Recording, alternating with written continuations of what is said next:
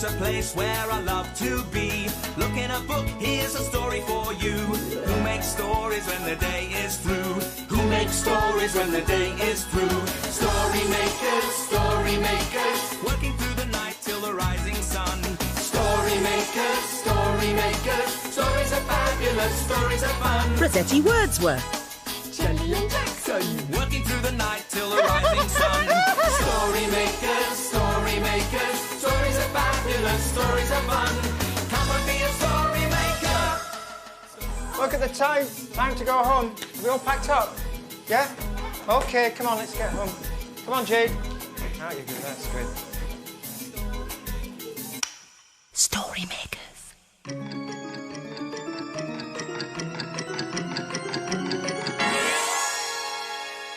Story makers.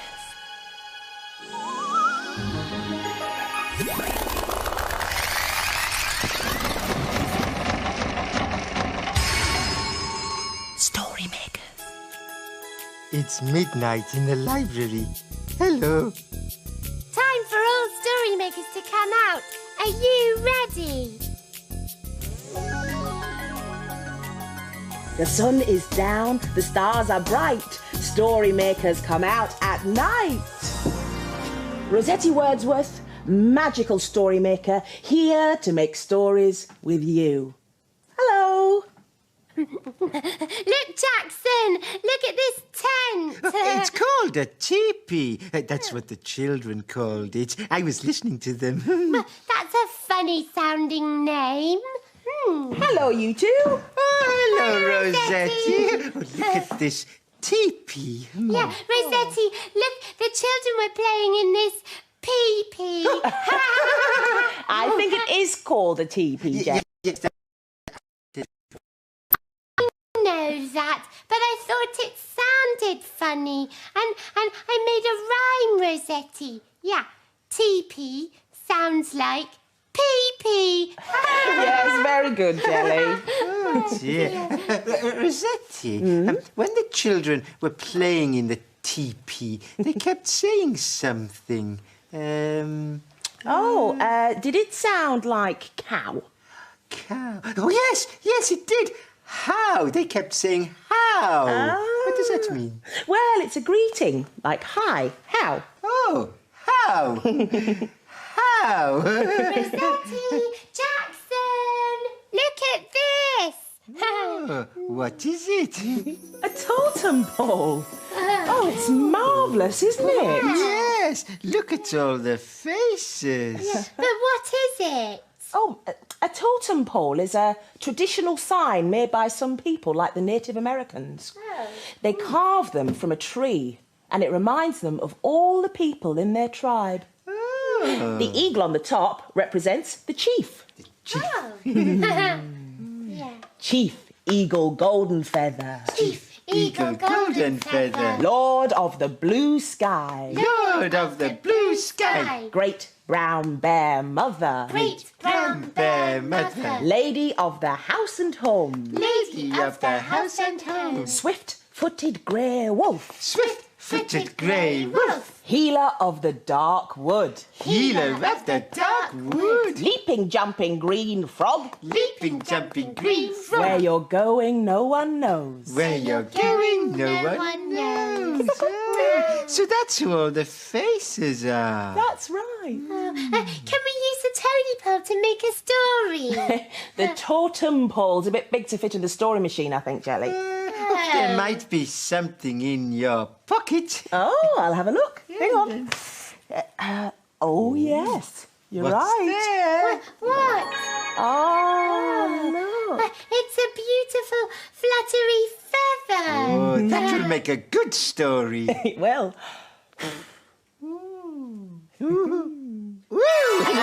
Good shot. One fluttery feather for the story machine. Now, this is where you can be a story maker too. You need to send us lots of imagination to make the story machine work. Yes, join in with us. Imagine. Imagine. Imagine a story.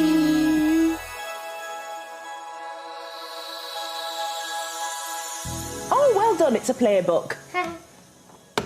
and it's called the Dream Catcher. Under a blue sky and a warm yellow sun, Georgia followed a path with her gran, stepping the stepping stones over a stream. They were going to find out how to catch dreams. "Look," said Georgia, "I found a beautiful feather." She took it with her as they walked on, under arches of leaves, around tall, shady trees. Then Georgia found another treasure. It was a small brown pine cone. She took it with her as they walked on, over a rickety wooden bridge, skippity-skip, and under leaf green fans as big as giants' hands, until they came to a clearing in the wood where a teepee stood. Inside, it was cool and light. Georgia saw webs of thread strung with beads and feathers all around her. "They're dream catchers," said Gran. "We're going to make you one."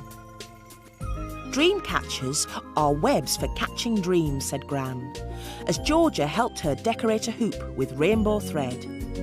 "You hang them above your bed, and they send you dreams that are sweet and good. Now, where's your treasure?" Gran helped Georgia weave her feather and tie her pine cone to the dream catcher. It was done. "May all your dreams be sweet ones," said Gran. When Georgia got home, she hung her dream catcher above her bed and lay down to rest. Hush-a-bye, shush-a-bye. As she closed her eyes, a breeze full of dreams swept in, and the dream catcher caught them. Softly and hushily, it sent her one. It was a dream of blue sky and warm yellow sun, and a little girl walking a path with her gran, stepping the stepping stones over a stream, and making a web for catching dreams. Oh, that's a nice feather. And so's that one.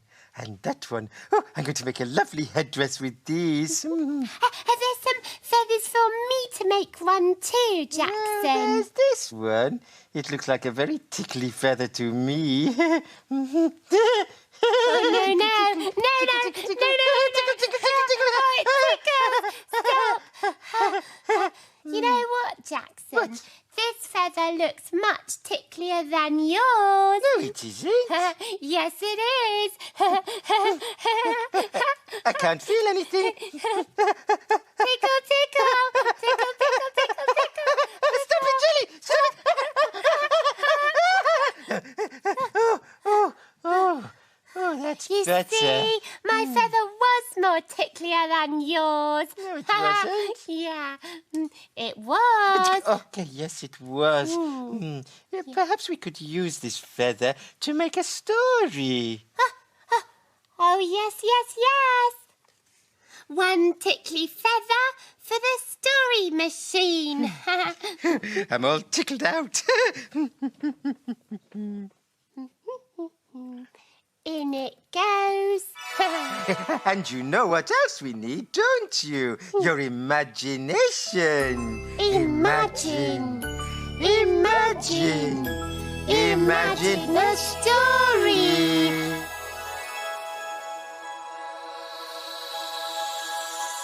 Oh, it's a Kevin the Spaceman story. And it's called Planet Tickle. Kevin and Spanner in space to explore, seeking out planets never heard of before.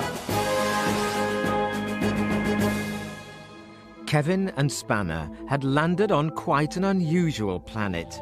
There were lots of bushes, but instead of leaves, they all had multicolored feathers.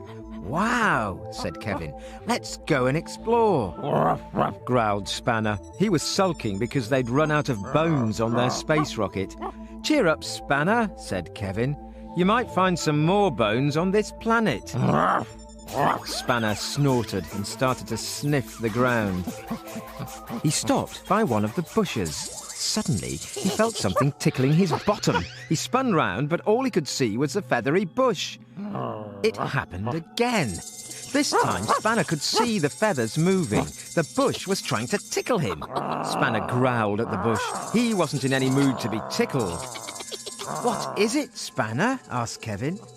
At that moment, the whole bush stood up, and there in front of them was a creature with feathers for hair. Hello, I'm Kevin. Hello, said the creature. I'm Tallulah Tickler. Welcome to Planet Tickle. Spanner just growled. I'm sorry about Spanner here. He's in a bad mood today, said Kevin. A bad mood? Squeaked Tallulah. We can't have that now, can we? She bent forward and tickled Spanner with her feathery head. Spanner was a very ticklish dog, and although he tried to stop himself, he couldn't help giggling. Then Kevin felt a tickle. He looked down, and there was another tickler. Hello, I'm Tammy. Squeaked the tickler. Ticklers started popping up all over the place, and Kevin and Spanner were soon surrounded. They tried to escape, but everywhere they ran, they were tickled.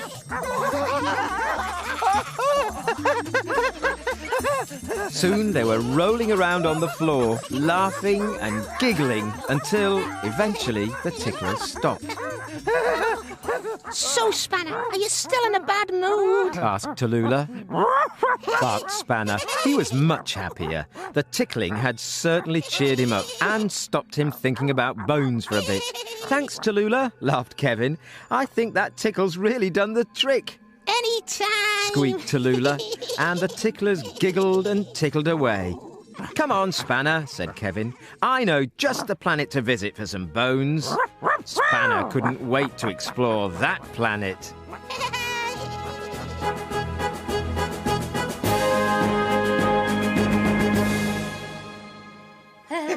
You were like Tallulah Tickle Jelly. Yes, and Kevin and Spanner nearly laughed as much as you did, Jackson. Oh, hello. Are these your feather headdresses? Yes, we finished them.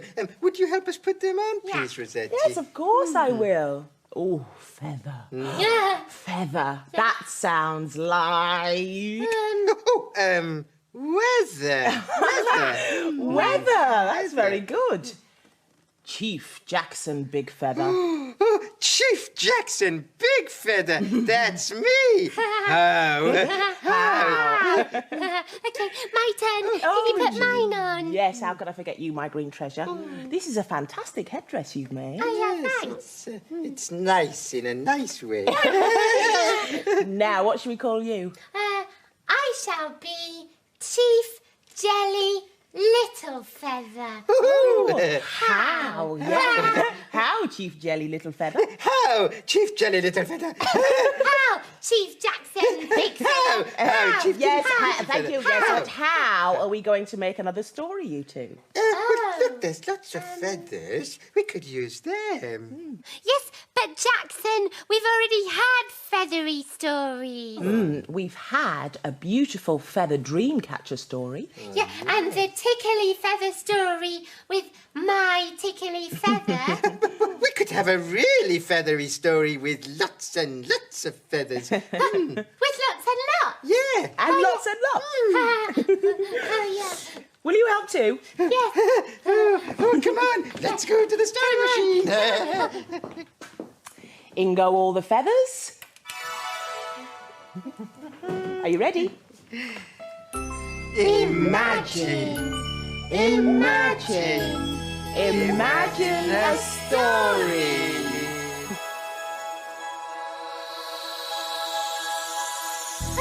It's a blue cow story. Oh. And it's called Blue Cow and the Nest.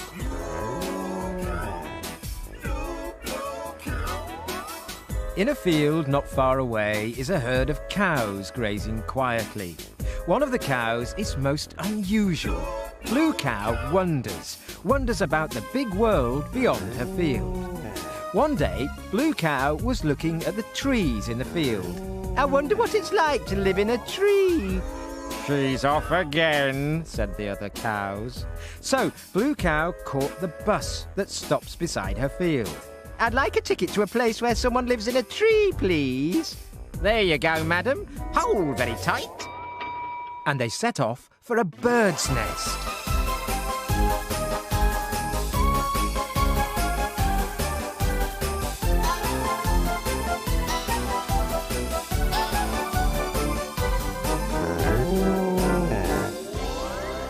And then they arrived.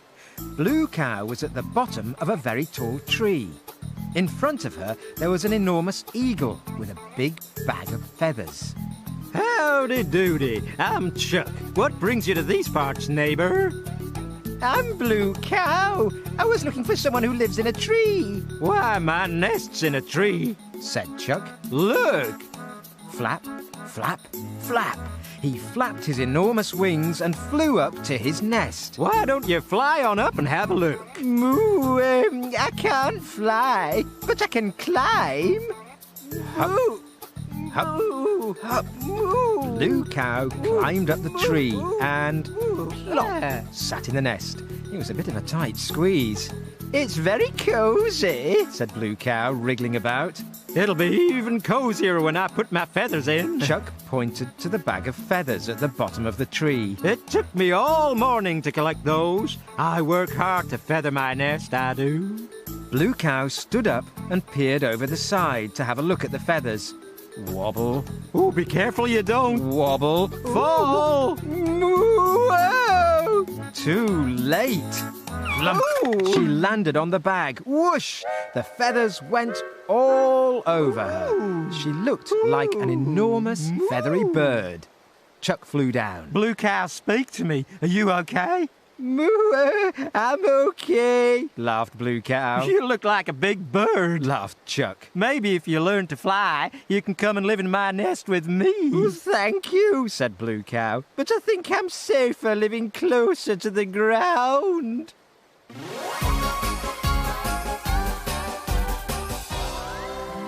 You'll never guess where I've been. Where have you been? I've been to a nest and ended up looking like a bird. Everyone knows that cows can't look like birds, but we know they can, don't we?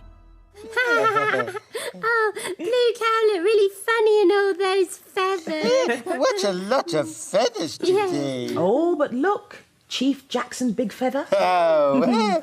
And Chief Jelly Little Feather. Oh, how? The sun is unsleeping its beams. All story makers must be hidden away before it wakes. Yes, the children will be coming to the library soon. Yes, my sweeties. Dawn is upon us. The morning is nigh. We've made our stories, and we bid you goodbye. Story makers, working through the night till the rising sun. Story makers, Thanks for helping. Bye. stories are fun. Bye-bye, story makers. Come and make some more stories soon.